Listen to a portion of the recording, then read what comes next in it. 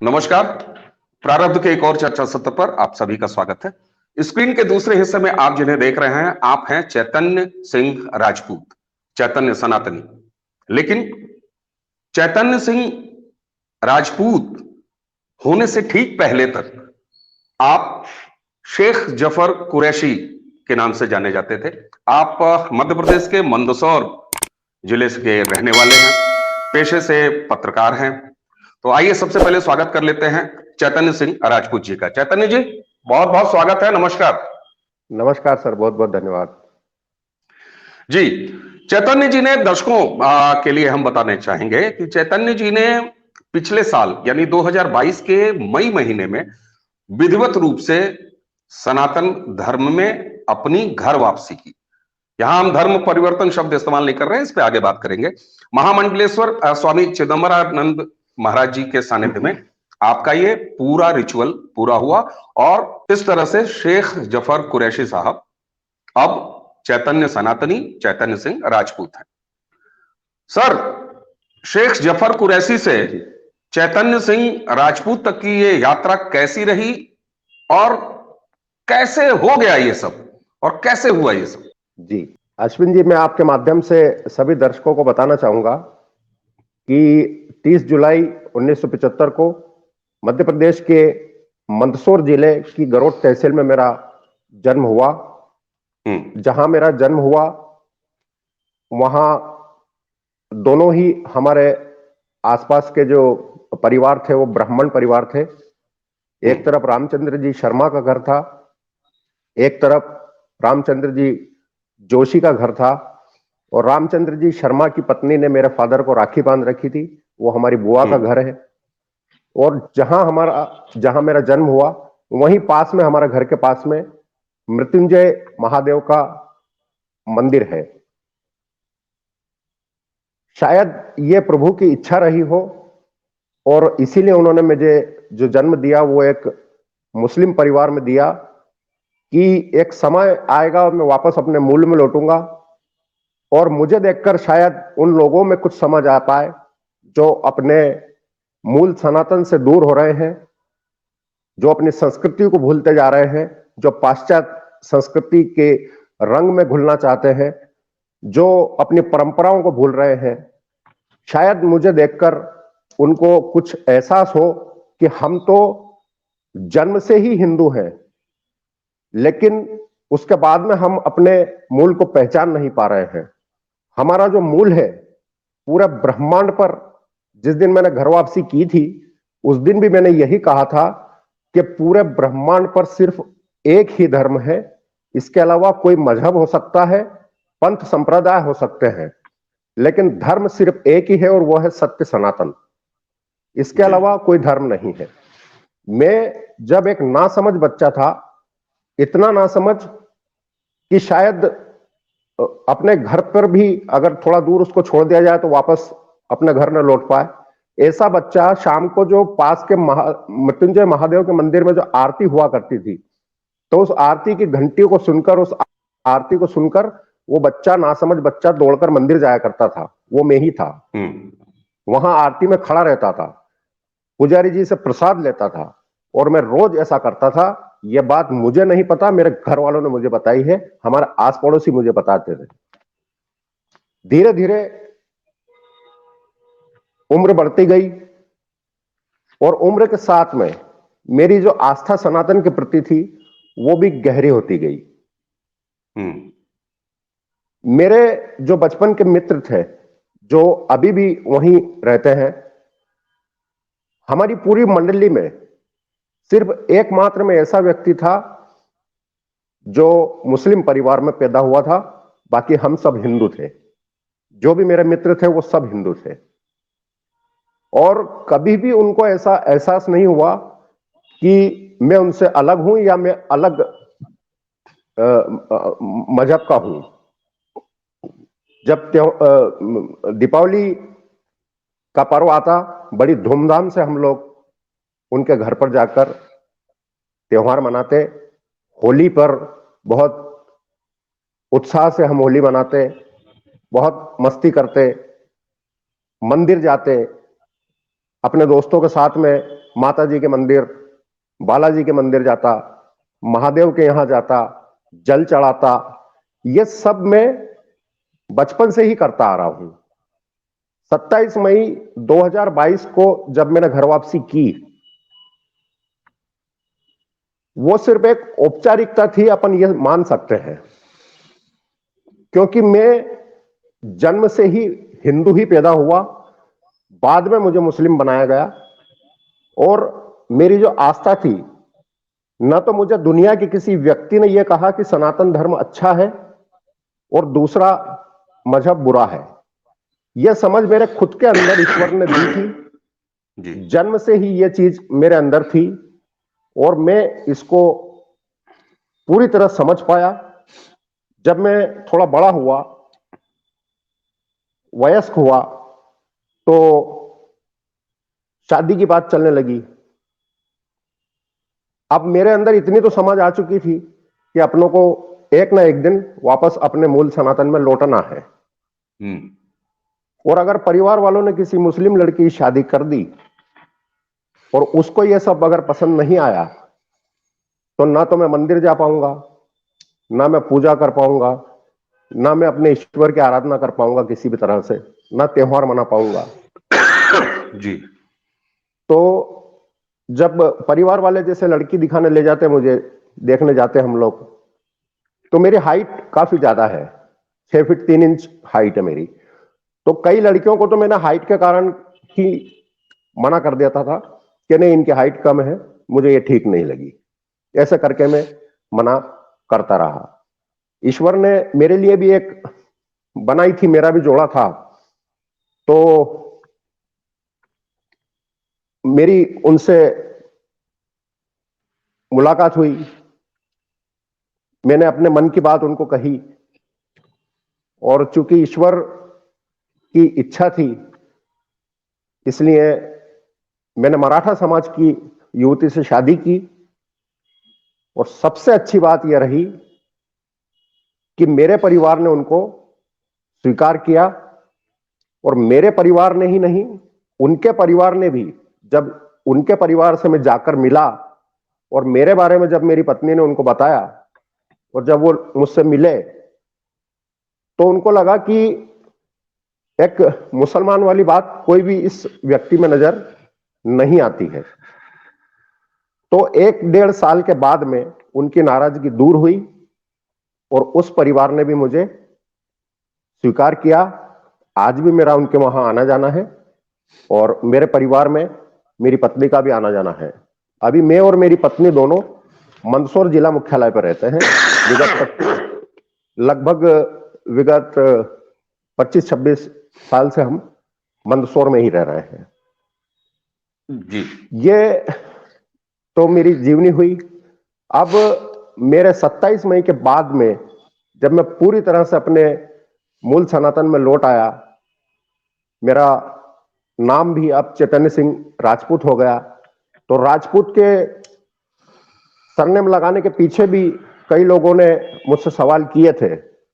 जी जी। उसके लिए मैं उनको बताना चाहूंगा जी। कि एक तो मंदसौर जिला जो है वो राजस्थान बॉर्डर पर है। हमारे यहां मंदसौर से 6 किलोमीटर दूर पर राजस्थान चालू हो जाता है। जी। जो भी रजवाड़े रहे हैं वो राजपूत ही थे, और जो भी विदेशी आक्रांताओं ने जो हमले किए, और जहां राजस्थान में जैसे जो भी किला वो लोग जीत लेते थे, जिस राजा को वो हरा देते थे, तो वो उनके धर्म में उनको जबरदस्ती उनका धर्म परिवर्तन करवा देते थे। जी। तो ज्यादातर लोग जो भारत में रह रहे हैं, जो मुस्लिम हैं, उनमें से अधिकांश लोग राजपूत ही हैं। क्योंकि हम इसी क्षेत्र के हैं, हमारे दादा और परदादा भी इसी क्षेत्र में रहे हैं, तो कहीं ना कहीं कन्वर्टेशन हुआ, और हम भी राजपूत ही थे। उस बात को ध्यान में रखते हुए मैंने राजपूत सरनेम लगाया। घर जी वापसी के बाद में मेरा एक ही उद्देश्य रहा कि मैं अपने सनातन धर्म का प्रचार करूं और जो भी लोग जिनके मन में सनातन के प्रति आस्था है उनकी घर वापसी करवाऊं। मैंने सनातन में आने के बाद हर महीने में घर वापसी करवा रहा हूं। अभी ये जो जनवरी का महीना चल रहा है, क्योंकि अभी मलमास चल रहा है, हमारे सनातन में हम अभी कोई शुभ कार्य नहीं करते हैं, तो 14 जनवरी मकर संक्रांति से शुभ कार्य प्रारंभ हो जाएंगे। उसके बाद में लगभग 3-4 लड़कियों की घर वापसी हम करवा रहे हैं इस महीने भी। और मेरा पूरा ध्यान, अब मेरा पूरा लक्ष्य, पूरा मेरा ध्यान एक ही ओर केंद्रित है कि मैं जब तक मेरे शरीर में सांस है बाकी है तब तक मैं सनातन के लिए काम करता रहूंगा। सनातन और सनातनियों के लिए मैं जितना ज्यादा अच्छा कर सकूं, मेरी यही कोशिश है। मुझे संतों का आशीर्वाद प्राप्त है। मेरे स्वामी जी गुरुदेव स्वामी चिदंबरानंद सरस्वती जी, जो खुद मेरी घर वापसी के समय मुंबई से मंदसौर पधारे थे, उन्हीं के सानिध्य में मेरी घर वापसी हुई और अब लगातार मैं सनातन के लिए काम कर रहा हूं। जी जी बिल्कुल। अच्छा, मैं अगर आप खुद जिक्र ना किए होते कि आपने घर वापसी के बाद अपना नाम चैतन्य सिंह राजपूत ही क्यों रखा, उससे पहले ही आपने इसको बता दिया, इसकी वजह भी बताई और उसके ऐतिहासिक और वांशिक जो आपके तर्क हैं वो आपने दिया, जो कारण है वो आपने दिया। दरअसल घर वापसी का जब भी सवाल आता है तो चाहे घर वापसी करने वाला व्यक्ति हो या जिस अपने हिंदू सनातन में जब वो वापस आ रहा हो, तो इस पक्ष से भी हमेशा ये बात होती है कि साहब उसकी जाति क्या होगी, वो किस जाति में, उसके पीछे सरनेम क्या लगेगा, है ना। तो मुझे लगता है कि इसका बड़ा अच्छा उत्तर आपकी इस बातचीत से निकल के आ जाता है कि आपने जब ये बताया कि आपने राजपूत ही क्यों चुना, तो ये निश्चित रूप से बिल्कुल सही बात है कि जहां से जिस मूल धर्म की मूल जाति से कन्वर्जन हुआ, स्वाभाविक रूप से घर वापसी के बाद उसी कुल, उसी जाति, उसी उसमें सरनेम में उसकी वापसी होनी चाहिए। और ऐसे उदाहरण मुझे लगता है कि ये उदाहरण, ये बातें जब जब मजबूती से सामने आएंगी और इस तरीके से इसका प्रसार होगा, तो वो जो एक दुविधा है ना, चाहे इधर जिस समाज में आ रहे हैं सनातनियों में और जहां से घर वापसी हो रही है, वो दोनों जगह ये कंफ्यूजन बड़ा बहुत ज्यादा है कि साहब उनकी जाति क्या होगी, फिर उनका यहाँ पर जो अगर वो हिंदू हो जाएंगे तो फिर उसके बाद उनका सामाजिक ताना बाना कैसे रहेगा, उनके शादी विवाह और ये दिस दैट। तो ये सारी इस बात का मुझे लगता है कि आपकी चर्चा से एक ठोस उत्तर, एक ठोस कारण निकल के आ रहा है। मैं आपसे पिछले करीब 8-9 सालों से या कहिए 10 सालों से सोशल मीडिया के जरिए जुड़ा हुआ हूं और 27 मई 2022 को आपने भले घर वापसी की वापस अपने मूल घर में यानी सनातन में, लेकिन मैंने जो आपका सोशल मीडिया के जरिए पिछले 10 सालों में व्यवहार देखा है, मुझे हमेशा ये लगता था कि इनका नाम शेख जफर कुरैशी क्यों है। ये मैं दर्शकों के लिए बताना चाहूंगा, मैं उसको ऑथेंटिकेट कर रहा हूं, पूरे दावे के साथ कर रहा हूं कि सोशल मीडिया पे सालों साल मैंने कभी इनको दक्षिणेश्वर की यात्रा करते हुए देखी है, कभी मैंने इनको रामेश्वरम की यात्रा करते हुए देखी है। और इनके जो उनका जो सोशल मीडिया व्यवहार था, वो मुझे तो कई बार ये लगता था कि ये लग रहा है कि दूसरा नाम रखे हुए। मैं आपसे बड़ी ईमानदारी से कह रहा हूं कि शुरुआत में मुझे ये लगता था कि लग रहा है कि इन्होंने दूसरा नाम ऐसे ही रखा हुआ है और इनका ये है मूल रूप से हिंदू और मूल रूप से सनातनी। चैतन्य साहब, यहां एक चीज भी देखी जाती है कि घर वापसी की कई घटनाएं हुई हैं, ये शुभ काम कई जगहों पर हुआ है, लेकिन और घर वापसी और आपकी घर वापसी में मुझे जो एक साफ अंतर दिखाई देता है कि आपने सिर्फ अपने घर वापस नहीं आए हैं, आप एक रोल मॉडल बन के जिस तरीके से आप उसको जीना शुरू किए हैं, आध्यात्म की लाइफ जो आपने जीना शुरू किया है, तो ये कैसे संभव हुआ? इसकी प्रेरणा कहां से? क्योंकि ठीक है, आप गृहस्थ हैं, आप चाहते तो अपना नाम, आपने घर वापसी कर लिया, कोई बात नहीं, आप पत्रकार हैं, पत्रकारिता करते रहते। लेकिन मैंने देखा है रिचुअल्स, चाहे वो साधना हो, चाहे वो ध्यान हो, चाहे वो पूजन हो, इसकी इस तरीके से इस बात को जीना बहुत सारे जो जन्मना सनातनी है वो नहीं कर पाते गृहस्थ धर्म में रहते हुए। तो ये आपके लिए कैसे इतना महत्व रखता है? जी देखिए, मेरी जो घर वापसी हुई, उस घर वापसी में सबसे बड़ी बात यह थी कि स्वामी चिदंबरानंद सरस्वती जी खुद उपस्थित थे। यहां हमारे जो सांसद हैं वो खुद वहां उपस्थित थे, जो कि अभी वर्तमान में भारतीय जनता पार्टी के राष्ट्रीय कोषाध्यक्ष सह कोषाध्यक्ष भी हैं और गुजरात चुनाव के प्रभारी भी रहे। वो खुद वहां उपस्थित थे। हमारे मंदसौर के जो विधायक हैं, जो मेरे पड़ोसी हैं जी, वो खुद उसमें उपस्थित थे। भारतीय जनता पार्टी के जिला अध्यक्ष वो खुद वहां उपस्थित थे और कई हिंदूवादी संगठनों के लोग वहां उपस्थित थे, पदाधिकारी उपस्थित थे। फिर मैं पत्रकार हूं, तो मेरी जो यहां पत्रकार हमारी जो मंडली है पूरी, सबके पास अलग अलग, किसी के पास चैनल है, किसी के पास अखबार है।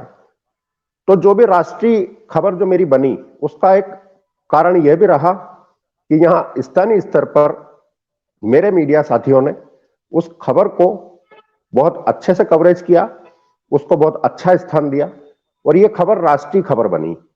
जब मेरी खबर राष्ट्रीय खबर बनी तो उनके पास सारे फुटेज थे, पूरा पंचगव्य स्नान के फुटेज थे उनके पास। जो कुछ भी संस्कार वहां हो रहे थे वो सारे फुटेज उनके पास में थे। वो जो हवन वहां हो रहा था वहां के फुटेज थे उनके।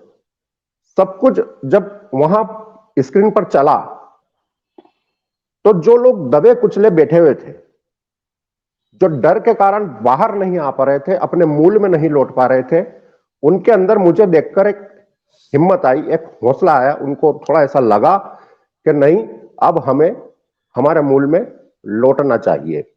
और हम इस चीज को, इस बात को देख भी रहे हैं कि 27 मई के बाद अगर हम आंकड़े देखें तो 27 मई के पहले के आंकड़े देख लीजिए और 27 मई के बाद में जिस तरह से लोग सपरिवार जो घर वापसियां कर रहे हैं, तो मुझे ऐसा लगता है कि एक अंदर जो उनका डर था वो डर अब दूर हो चुका है।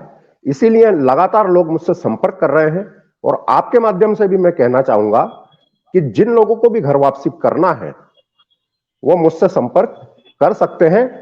सिर्फ विधि विधान से ही नहीं, भारतीय कानून संविधान के हिसाब से भी मैं पूरे दस्तावेज आपको कंप्लीट करवा कर दूंगा और आपकी विधि विधान से पूरी घर वापसी होगी। और जो भी लोग अभी डरे कुचले दबे हुए बैठे, अभी भी अगर बैठे हैं कोई, तो उनको खुलकर सामने आना चाहिए, हिम्मत दिखाना चाहिए और अपने मूल घर में वापस लौट आना चाहिए। क्योंकि इस पूरा ब्रह्मांड पर किसी भी तरह का कुछ भी नहीं था। यहां सिर्फ मूर्ति पूजक थे, सनातन धर्म को मानने वाले थे। उसके साक्ष्य, उसके सबूत आज भी हमें कहीं भी खुदाई में मिल जाते हैं। और सिर्फ भारत में ही नहीं,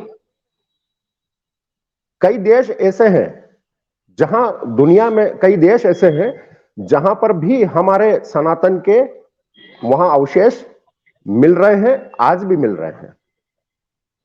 सनातन अपनाने के बाद में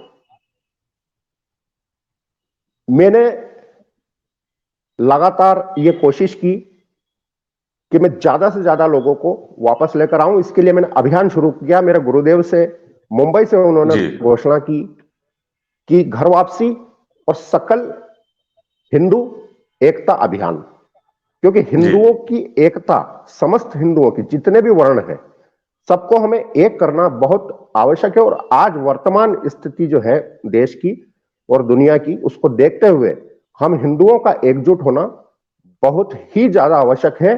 कुछ सेकुलर लोग जो हैं, जिनकी सोच ऐसी है कि वो भी अभी भी भाईचारे वाली बात अगर करते हैं तो इस बात को बिल्कुल भूल जाइए, क्योंकि मैं बता रहा हूं, मैं उन्हीं लोगों के बीच में से निकल कर आया हूं।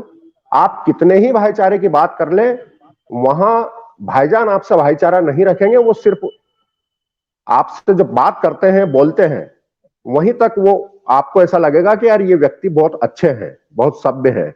उनकी सभ्यता मैंने 45 सालों तक देखी है।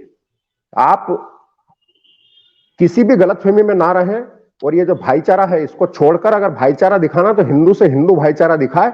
वहां आपकी एकता आज समय की मांग है, और आपको अपनी एकता का प्रदर्शन करना चाहिए। अश्विन जी, बहुत आपने बड़ी जो अभी बात। मुझसे पूछा कि मैं ध्यान साधना, जी ध्यान और साधना की ओर मेरा इतना ज्यादा, तो मैं बताना चाहूंगा कि जब मैंने घर वापसी की उससे पहले से ही मैं पूजा पाठ करता हूं। मेरे घर वापसी करने से पहले 2016 में मैंने मंदसौर में खुद का जब घर बनाया, तो यहां इस घर के अंदर बाकायदा हमने पूरा घर वास्तु से बनवाया, और हमारे घर में ईशान कोण में मंदिर भी बनवाया, और वहां में नित्य पूजा पाठ साधना, मैं रोज, मेरा काम ही यही है। जी जब मैं घर से बाहर निकलता हूं तो बिना पूजा पाठ के घर से नहीं निकलता। मैं स्नान करने के जी बाद में सबसे पहले भगवान को स्नान करवाता हूं, मंदिर की साफ सफाई करता हूं, फिर मेरे कुछ जो मंत्र हैं उनका जप करता हूं, जो साधना है वो भी मैं करता हूं। और अगर आप साधना नहीं कर पाए, लेकिन कम से कम अगर आप ज्यादा पूजा पाठ भी नहीं कर पाए तो भी मत कीजिए, कोई बात नहीं, क्योंकि भगवान नहीं कहता कि आप ऐसा कुछ करो। आप अपने कर्म करते रहो। आप नौकरी करते हो, बड़ी बात। मजदूरी करते हो, आप जो भी काम करते हो अपने जीवन में, अपनी आजीविका चलाने के लिए, अपने जीवन को चलाने के लिए, अपने परिवार को चलाने के लिए कुछ भी करते हो, आप कुछ भी मत करो, लेकिन कम से कम 1 लोटा जल अपने शिव को चढ़ा दिया करो, बहुत बड़ी बात। बिलपत्र चढ़ा दिया करो। आपका अगर उद्धार ना हो तो आप मेरे मुंह पे जूता मार देना। बहुत बड़ी बात। आप बहुत मान बड़ी के तो बात। देखो। जी जी जी जी। अ, जी। आपने जिस तरीके आप से खुद, जी, आपने जिस तरीके से खुद की घर वापसी के बाद दूसरों की घर वापसी का रास्ता प्रशस्त किया है, मार्ग प्रशस्त किया है, और आपका बड़ा सकारात्मक निमंत्रण भी है कि हर तरह के जो आपने अभी कहा।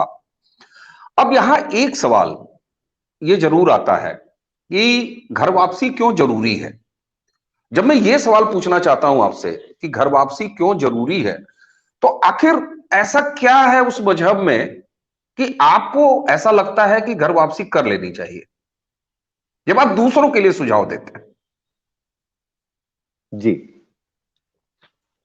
देखिए, पहली बात तो यह है कि इस्लाम कोई धर्म तो है नहीं, ये एक कबीला था, और मोहम्मद ने उस कबीले में अपने हिसाब से लोगों को बोल दिया कि मुझे रात में सपना आया, रात में अल्लाह ने आके मुझे ऐसा ऐसा कहा। क्योंकि वो एक दौर ऐसा था जब लोग बहुत सीधे साधे भावनाओं से जुड़े हुए हुआ करते थे। उन्होंने कहा, यार हमारे सरदार ने ऐसा कहा, तो उन्हीं ने खुद ने ही यह बात भी बोल दी कि वो कुरान में ऐसा ऐसा लिखना है, मुझे सपना आया। तो ये सब क्या है, एक वो जो कबीला था, दरअसल वो एक गिरोह था, मैं स्पष्ट कहूंगा। एक गिरोह का एक सरगना अपने आप को सब कुछ बता दे, और उसके बाद में वो लोग क्या करते थे, मारपीट करते थे, लूटते थे, महिलाओं को अपने गुलाम बना के रखते थे। यही सब काम था उनका, जगह जगह जाना, अपना क्षेत्र बढ़ाना, मारकाट करना, छोटे छोटे बच्चों को। कुरान में तो एक जगह लिखा हुआ है, एक ने कहा कि हुजूर, हम जब रात में सोते हुए लोगों पर हमला करते हैं तो उसमें छोटे मासूम बच्चे भी मारे जाते हैं, तो क्यों ना उन बच्चों को हम अपने इसमें मिला लें और उन बच्चों को छोड़ दें। तो उन्होंने कहा कि नहीं, उन बच्चों को मार दो, क्योंकि वो मूर्ति पूजकों के बच्चे हैं, वो हमारे इसमें अगर आएंगे तो कभी ना कभी सिर उठाएंगे। सिर्फ उनकी माल गनीमत बोला गया उसको, कि उनकी जो महिलाएं हैं उनको बोलते हैं माल, वो माल गनीमत को अपने इसमें ले लो और बाकी जो भी है उनको मार दो। तो इस तरह का खून खराबा आखिर कब तक बर्दाश्त करेगी दुनिया? यह पूरी दुनिया के अंदर समझ में आ चुका है, और न सिर्फ भारत में बल्कि सनातन के प्रति आकर्षण लोगों का जो बढ़ रहा है, उसका कारण यही है कि जो खून खराबा जो छोटे छोटे बच्चों को जब समझा दिया जाता है कि तू तो पैदा ही जिहाद करने के लिए हुआ है, तू तो पैदा ही इस्लाम के नाम पर मरने के लिए हुआ है, मतलब तेरा जो जीवन है वो तो कोई जीवन है ही नहीं, जो भी जीवन है वो तेरे मरने के बाद शुरू होगा, और तूने इस्लाम के लिए अगर अच्छा काम किया तो तुझे जन्नत मिलेगी, जन्नत में 72 हूरें तेरी सेवा करेंगी। जबकि ये सब फोकट बातें हैं, इनमें कहीं कोई ना तो इसका कोई सबूत है ना कोई तथ्य, कोई मतलब कोरी बातें हैं, ये सिर्फ बरगलाने के लिए, अपने खून खराबे में ज्यादा से ज्यादा लोगों को शामिल करने के लिए ये लालच दिया जाता है, और उस लालच में कई लोग आ जाते हैं और वो खून खराबा करते हैं। जबकि क्या कहा गया है कि इंसानियत का धर्म, हमारा मजहब इंसानियत वाला है, और बहुत ही उसके अंदर वो जो भाषा है उसको भी बड़ा बड़ा चढ़ाकर अच्छा बताते हैं। लेकिन आपकी किताबों में क्या अच्छा लिखा है, ये अब हिंदी में भी मिलने लगा है, हर जगह उपलब्ध है, अब दुनिया इसको पढ़ रही है, इसलिए आपके समझाने से अब कुछ नहीं होगा मौलाना साहब। अब दुनिया खुद सीख रही है कि आपकी किताबों में, पढ़ रही है कि आपकी किताबों में क्या लिखा है। अब लोग समझदार हो रहे हैं, इसलिए लोग अब उनसे दूर होते जा रहे हैं। फिर लड़कियों की जहां तक हम बात करें तो मुस्लिम बच्चों को अब ये समझ में आने लगा है, क्योंकि उन बच्चियों ने अपनी दादी की, अपने माँ की हालत देखी है, अपनी भाभी की हालत देखी है कि उस घर के अंदर उनको किस तरह से मशीन बनाकर रखा जाता है। वो मशीन कई तरह की मशीन होती है और वो मशीन दिन भर चलती रहती है। और हमारे यहाँ क्या होता है सनातन में, हमारे यहाँ लड़की जो बहू होती है उसको लक्ष्मी का रूप माना जाता है, यहां उसको पूरा मान सम्मान दिया जाता है, यहां उसको जीने की आजादी होती है। और वहां हिजाब बुरखे के अंदर आपको पूरा कैद कर दिया जाता है, उसके बाद में आप अकेले कहीं नहीं जा सकते, जाना भी है तो किसी न किसी के साथ ही आपको जाना है। आप अपने जीवन को अपने हिसाब से जी नहीं सकते, उसी गंदी गलियों के अंदर, उन तंग गलियों के अंदर, उन गंदे मोहल्लों के अंदर आपको अपना जीवन बिताना पड़ेगा। इसलिए यह बात अब बच्चियों को समझ में आने लगी है, इसलिए ज्यादा से ज्यादा लड़कियां जो हैं वो सनातन की ओर लौट रही हैं, अपने मूल में वापस आ रही हैं, क्योंकि उनको एक अच्छा जीवन चाहिए। बिल्कुल। और हिंदू परिवारों में क्या होता है कि जहां हिंदू लोग रहते हैं, एक तो उस जगह साफ सफाई होती है, फालतू गंदगियां कुछ होती नहीं, वहां कोई भेड़ बकरियां मुर्गे होते नहीं, साफ सुथरा वातावरण होता है। फिर हिंदू का जो घर होता है, उस घर के अंदर भी स्वच्छ वातावरण होता है। उस परिवार में जो लोग रहते हैं उनके अंदर सभ्यता होती है, मानवता होती है, संस्कार होते हैं, भाषा उनकी देखिए, बातचीत करने के तरीके देखिए। तो ये सब चीजें जो अंतर नजर आ रहा है अब लोगों को, तो अब धीरे धीरे खुद ही लोग आ रहे हैं, और आ रहे हैं तो हम उनका सहयोग कर रहे हैं, क्योंकि हमें तो अपने मूल सनातन ने सदैव सबका स्वागत किया है। बिल्कुल बिल्कुल बिल्कुल। सनातन तो हमेशा विश्व बंधुत्व का कॉन्सेप्ट लेके चलता है। अब चलते चलते चूंकि इस प्लेटफॉर्म का भी अपनी एक समय की लिमिटेशन है, और आप जैसे व्यक्तित्व से जब बात की जाए तो उसके लिए घंटे आधे घंटे की चर्चा बहुत ज्यादा काम की नहीं रहती, और आपसे बातचीत करने का सिलसिला हम प्रारंभ के इस मंच पर आगे भी लगातार जारी रखेंगे। तो अगर अंत में बात को समेटा जाए तो मैं एक एंगल की तरफ आपका ध्यान दिलाना चाहूंगा कि इस देश में 2014 के बाद एक जो राजनीतिक सत्ता परिवर्तन हुआ देश में, और 2019 में उसका फिर दोहराव हुआ, आगे 2024 आ रहा है। तो हम देखिए, जो लोकतांत्रिक मॉडल हमने हमारे देश ने अपनाया हुआ है, यानी कि यहां पर जो सत्ता है, जिसको आप ये कहिए कि जैसी राजा वैसी प्रजा, तो राजा शब्द यहां नहीं कहूंगा, हमने लोकतांत्रिक मॉडल अपनाया है, तो निश्चित तौर पर राजनीतिक सत्ता यहां पर वो प्रधान होती है। आप कितना ये मानते हैं कि 2014 के बाद जो राजनीतिक सत्ता परिवर्तन इस देश में हुआ और जिसका सिलसिला चल पड़ा है, उसके छाया में या उसके होने की वजह से इस तरह की घर वापसी और सनातन के प्रति आकर्षण और इस तरह की बातों पर बात किया जाना, कभी तो मजहब पर कोई बात नहीं कर सकता था, बात कर देने भर से सर तन से जुदा के नारे हो जाते थे और कर भी दिए जाते थे, आज भी हो रहे हैं। लेकिन फिर भी क्या आपको ऐसा लगता है कि 2014 के बाद के राजनीतिक सत्ता परिवर्तन के बाद ये एक सकारात्मक माहौल और ज्यादा बना है सनातन के प्रति, जिसका कि परिणाम है इस जैसी घर वापसियां? जी बिल्कुल। देखिए 2014 के पहले जो था, जो भी सरकारें रही, उन्होंने देश के लोगों को भाईचारे का एक झूठा एक ऐसे आवरण में रखा उनको कि उनको सोचने समझने की एक तो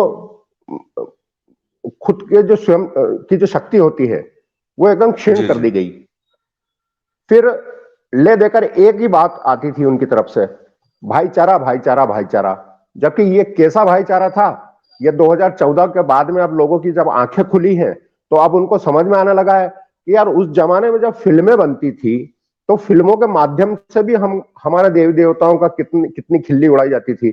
उस सरकार के जमाने में किस तरह से एक जाति कितनी हावी रहती थी, उनके जो लोग अगर बड़े बड़े अपराध भी कर देते थे तो उनको किस तरह से बचा लिया जाता था, किस तरह से आतंकी हमले करवा के सरकार खुद ही हमले करवाती थी, और चुनाव के समय और जो भी नाटक वो पहले होते थे। दरअसल अब क्या है, अब स्पष्टवादी सरकार आ गई है और लोग इसको भगवादारी कहते हैं, पता नहीं क्या क्या कहते हैं, लेकिन ये लोग वही हैं 2014 के पहले वाले। अभी जो सरकार की बुराई कर रहे हैं ना, जनता बुराई नहीं कर रही, जनता बिल्कुल बुराई नहीं कर रही है, हिंदू बिल्कुल बुराई नहीं कर रहा है। इस सरकार की सिर्फ वही लोग बुराई कर रहे हैं जो 2014 के पहले मजे मार रहे थे, सत्ता का सुख ले रहे थे और जनता को गुमराह किया हुआ था, उनके सोचने समझने की शक्ति जिन्होंने क्षीण कर दी थी। अब जो वातावरण बना है देश के अंदर, एक तो हिंदू एकता की हम अगर बात करें तो चुनाव के समय जो एकता हम अब दिखाने लगे हैं, ये हमको आगे भी अभी दिखाना है, क्योंकि अभी तो सिर्फ राम मंदिर बनकर तैयार हुआ है, हमें तो अभी पूरा राष्ट्र हिंदू राष्ट्र बनाना है।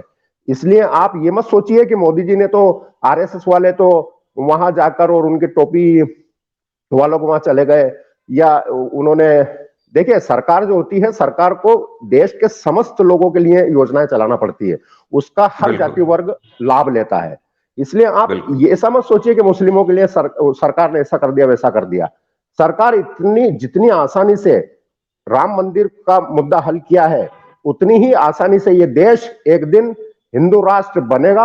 आप मेरी बात को रिकॉर्ड करके रख लीजिए, उतनी आसानी से बनेगा। ये जो लोग सोच रहे हैं ना मारकाट होगी, ये करेगा, यहां जो लोग अभी सरकार के अंदर बैठे हैं, बहुत बहुत बहुत बड़े बुद्धिजीवी हैं, जहां हमारी सोच खत्म होती है वहां से सोचना शुरू कर रहे हैं वो लोग। ऐसे लोगों के हाथों में सत्ता है। तो एक वातावरण, जो एक अच्छा वातावरण जो एक देश के अंदर तैयार हो रहा है, और एक जो आए दिन के जो घटनाएं जो हो रही थी, उनमें घटनाओं से मतलब मेरा ये कि जिस तरह से हिंदुओं को जो दबाने की साजिश चलती थी, अब वो नहीं हो रहा है। हिंदू अब खुलकर सांस ले रहा है, देश के अंदर खुलकर जी रहा है, और यही कारण है कि जो अपने घर में वापस लौटना चाहते हैं, उन लोगों को भी ये सब माहौल देखकर हिम्मत मिली है। और कई लोग कहते हैं कि बोले तो डर के कारण घर वापसी कर रहे हैं, डर के कारण नहीं कर रहे हैं। पहले उनको डर लगता था कि हमारा सर काट देंगे, इसलिए हमारे घर में नहीं लौट पा रहे थे। अब ये घर में वापस क्यों लौटने लगे हैं? क्योंकि उनको पता है कि अब हमारा सर कोई नहीं काटेगा, इसलिए ये लोग वापस, एक सत्ता का बहुत फर्क पड़ता है, और जो सत्ता चलाने वाले लोग हैं वो उनकी विचारधारा क्या है, वो किस तरह से देश को, राष्ट्र को किधर ले जाना चाहते हैं, क्या बनाना चाहते हैं। आज देखिए, आप मोदी जी के रहते हुए इतिहास उठाकर देख लीजिए, क्या भारत का कहीं पूरी दुनिया में इतना मान सम्मान हुआ? यह आज सारी दुनिया देख रही है। तो सत्ता ऐसे लोगों के हाथों में होना चाहिए। आप अभी 2024 में मोदी जी को दे दीजिए, 2029 में अपन योगी जी की पूरी कोशिश करेंगे। बस हिंदू एकता को बनाए रखिए। और मेरा एक सबसे बड़ा एक संदेश आपके माध्यम से यह है कि जो युवा पीढ़ी है, जो जी सनातन धर्म के जो युवा पीढ़ी है, आप खूब पढ़ो लिखो, विदेश जाओ, कोई दिक्कत नहीं, लेकिन अपने धर्म को मत भूलो, अपनी संस्कृति को मत भूलो, अपनी परंपराओं को निभाते रहो। अपने घर में बराबर त्योहार मनते रहना चाहिए, पूजा पाठ व्रत होते रहना चाहिए। और अगर मैंने कहा अभी थोड़ी देर पहले कि अगर आप कुछ भी नहीं कर सकते हो तो बिलपत्र लेकर अपने शिव को जल चढ़ा दिया करो। आपका उद्धार, आपकी पीढ़ियों का उद्धार निश्चित है।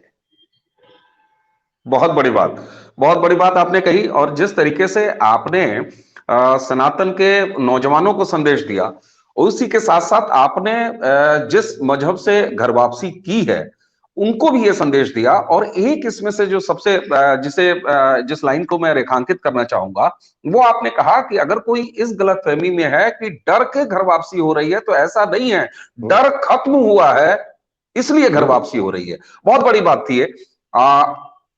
सच बताऊं तो आपसे ये बातचीत बंद करने का या रोकने का तो मन ही नहीं कर रहा, लेकिन इस प्लेटफॉर्म की अपनी लिमिटेशंस हैं। हम आगे आपसे और भी बात करते रहेंगे। आज हमारे लिए समय निकालने के लिए आपका बहुत बहुत धन्यवाद। बहुत बहुत नमस्कार आपको। बहुत बहुत धन्यवाद अश्विन जी, मुझे भी बहुत अच्छा लगा। जय सिया राम, हर हर महादेव। जय श्री राम। प्रारब्ध के दर्शकों से चलते चलते एक बार फिर वही निवेदन, अगर आपने अब तक इस चैनल को सब्सक्राइब नहीं किया है तो कृपा करके इस चैनल को सब्सक्राइब कर लीजिए और बेल आइकॉन भी दबा लीजिए, ताकि आगे आने वाले वीडियोस और इस तरह की चर्चाओं का सबसे पहले नोटिफिकेशन आपको मिले। तो इसी के साथ दीजिए विदा। नमस्कार।